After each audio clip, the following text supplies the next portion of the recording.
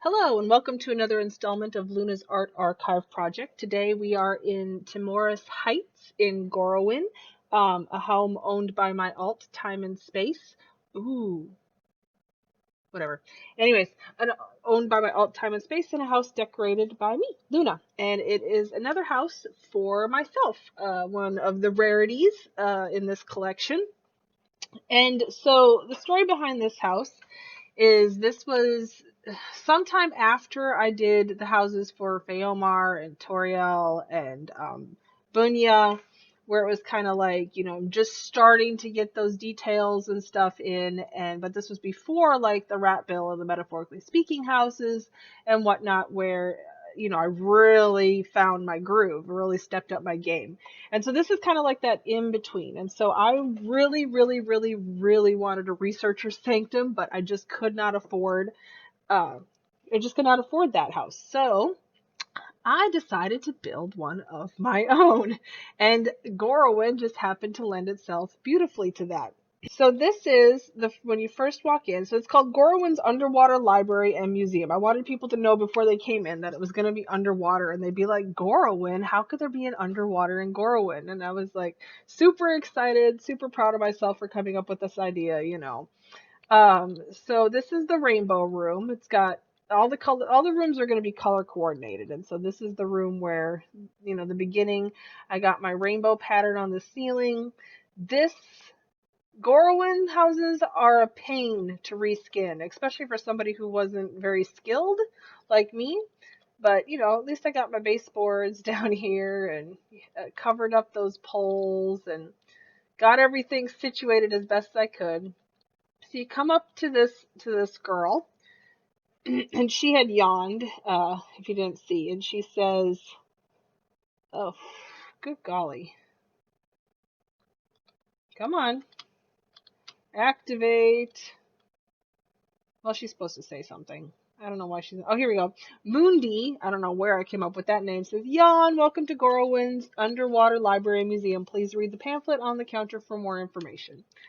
And so I made business hours. So you want to come at nighttime. So if you come up here to your clock, you want it to be in between those two times, because if not, the underwater part looks horrendous. It does not look like underwater. You have to come at nighttime. So it just kind of has rules, silly little things that I wrote, and yada yada yada. So basically, when I first started this house, the only ideas that I had was for how to build the underwater area and for these picture frames. Like, I don't know why, but I really, really, really wanted to put rainbowy picture frames into here. So I ended up making that part of the design. So we're gonna go over here first because I don't want to miss out on nighttime. So this is the library, and I got lots of books in here. It's a good library. And I decided to build all the furniture in here out of books. And I was very excited about this idea. I thought it was a great idea. Books are extremely difficult to work with, FYI. And so yeah, so I had so many books, and so I just picked out some of the prettiest ones, and I made furniture out of them. And then the rest of it is just literally just, easy peasy. Made this interesting, just to kind of section it off. This pattern on the floor, literally, these were the only places where these tables could be sunk down. That's why I did it. And for some reason, I was going through I'm always like round things. And so I was doing this weird round pattern around everything. Love the chandelier with the books hanging off of there like that. And so, of course, we're in the red room. This is the red area. So yeah, so here's another chair, steps. I forget where it is, but there's a place that I got this idea from, the steps, because you climb up books to go up there, but it's kind of awful. My steps are awful because the books you fall through, and so there's tiles under there, but whatever. So yeah, we got another book over here. All these are made out of books. Everything is made out of books. So I was pretty proud of that. So out here is the underwater viewing deck. This was a feat, let's just say. Um, So here we go. If you look out there, it looks like we're underwater because it's nighttime. There's a big mountain out there, but that could be like an underwater mountain. And basically, this is out over nothingness.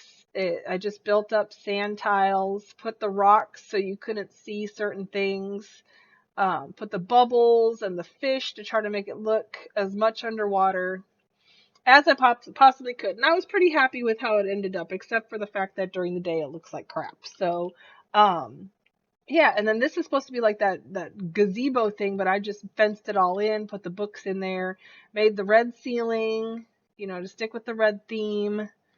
Tried to cover up as much as I could of different things, put more fishes in. Yeah, so I love this. This is probably my favorite thing I ever built, ever, just ever. um, just because I love this idea, and it was very, very difficult to do. So then I was like, well, what the crap am I going to do with the rest of the house? Because I had my library, the books idea, and I had my picture frames and my viewing deck, and I was like, well, I have all this crap that I'm never going to use in any other house, and so why don't we just make a museum of some of my favorite things? So I had a ton of bones, so I made a bone room for the museum. And so this is yellow. Did you know there's no yellow, plain yellow of these oval window things? So this is what we ended up with. And as much yellowy kind of look that you can get. Now, funny story. Uh, I had always wanted one of my houses video toured by one of the cool YouTubers. And, well, at the time, I only knew of Nabuta that did it. And she had stopped by the time I was making this house. She had gone on hiatus or whatever. So, I was really disappointed. I was like, well, I'm never going to get one of my videos videoed or one of my houses video toured. And then Kian actually, this is how we met. Kian actually stumbled onto this house and videoed it for me. And I didn't even know. She videoed it, and it was like months later that I discovered that she had done it by accident. And I was like, oh my God, somebody, a cool YouTuber from England actually YouTubed my house. I was so excited. Like, I was like jumping up and down, screaming. It was the coolest thing ever. So, yeah, so just sticking with the same round look to everything. Got all my bones displayed, and ooh, some of these bones are very loud. So just a lot of the bone stuff that I knew I was never going to use inside any house, and just get it done, get it out of the way. So up here was the oddities and novelties room. This was difficult. Reskinning this stairway.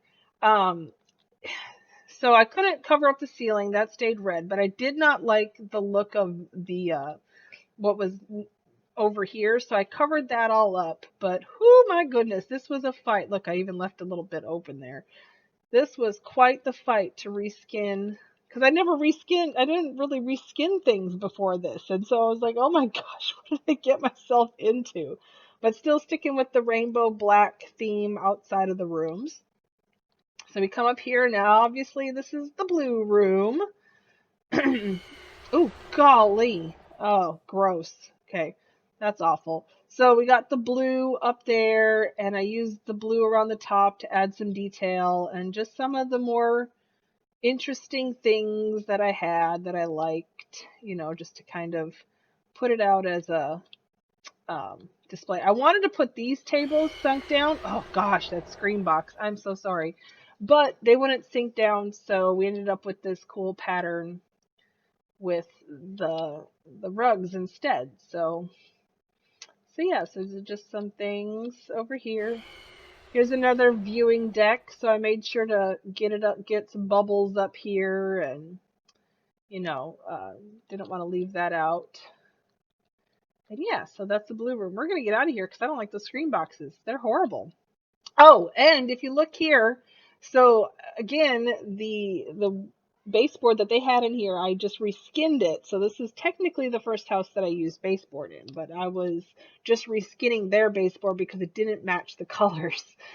So, because of course the colors in the rainbow is supposed to be the stone, adoration, black, and then the rainbow. And then so if we go down here, whoops, I'm getting stuck. If we go down here, this is the plushie room. And so this one was a lot easier because I could leave the baseboard because it matched the color. It was the nice blue color. So much, much easier. I think I did this one first and was like, oh, this is easy. And then I went to the second one. I was like, oh my gosh, what have I got myself into? So plushie room is the green room. Finding green stuff was interesting. And for the plushie room, I decided to put some of the plushies into like little scenes. So of course this was before we had lava tiles, and so I got some lava and fiery kind of guys. They're made out of these green benches, and then the green candles and stuff to kind of keep it the green look. Here's some plushies that just didn't fit anywhere. Snow dragons and their snowy little dwelling. Some bug plushies. So this idea, I had made a frog terrarium in a friend's house that he deleted by accident out of these vases, and so that's where I got the idea from to make this terrarium. I got this little guy inside this little bubbly tank, and here's a kind of similar replica to the one I built in my friend's house with the frogs. So then I got the eagle over here with his nest in a tree. And, ooh, that is glitching out. There we go. Now you can see it right. That's not how it's supposed to be. I don't usually have it laying down. It's glitching out. It's supposed to be in the back. So there we go. Shark in its shark tank. And then spider and scorpion dude over here inside the desert looking place.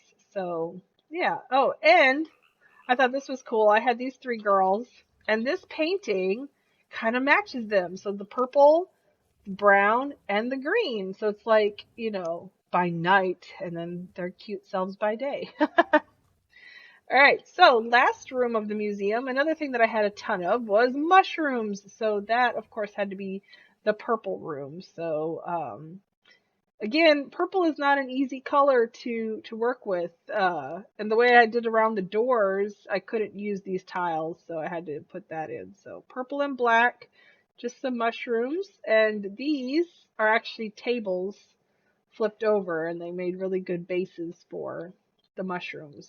So so yeah, so that's it for the main part of the house. But if you come over here, it says do not enter. I didn't want people to come out here, but I wanted to leave myself a way to be able to get out here if I ever had to fix anything. But here we go. This is the outside. We're underwater. Thankfully, it's still nighttime, so you can kind of go around and look at some of the stuff that I put out here. And see, when you come out here, you can kind of see how I built up everything.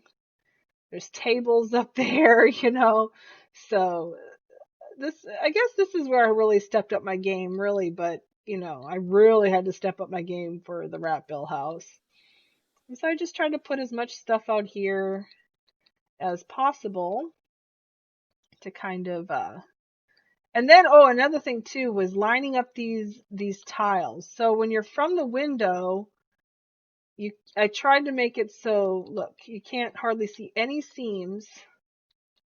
There's a couple seams, but I tried very, very hard. But that's because if you come back from this way, they're all kind of staggered downward. So you can see how many lines. It's horrible.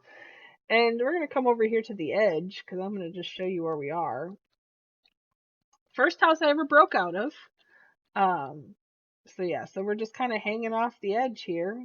And yeah, just over the water, but I wanted to be under the water, so this is what I came up with. So let me get back to my favorite room, which is the mushroom room.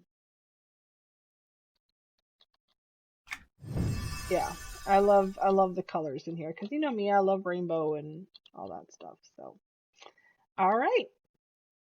Thank you again for joining me on another art archive project piece. I hope you enjoyed yourselves, and I hope to see you next time.